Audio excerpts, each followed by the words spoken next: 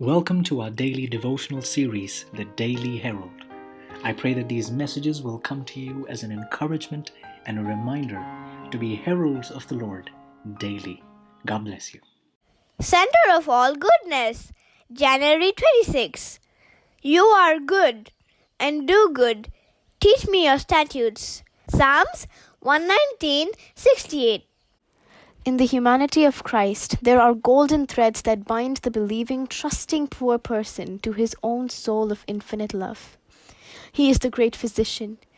In our world, he bore our infirmities and carried our burdens. He is the mighty healer of all diseases. He was poor, and yet he was the center of all goodness, all blessings.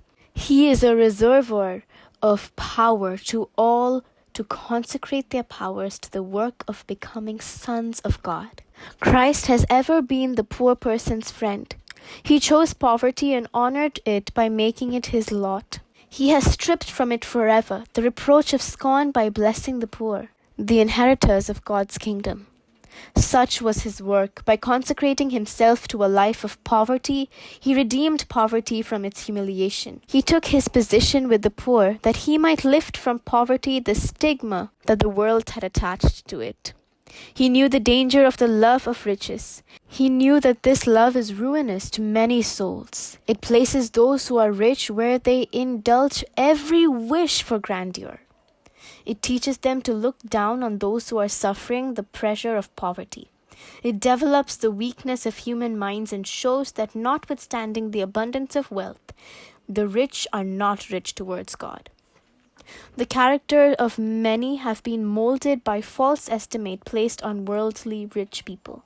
The person possessed of houses and lands, lauded and deceived by the respect given him or her, may look down upon the poor person who possesses virtue that the rich person does not.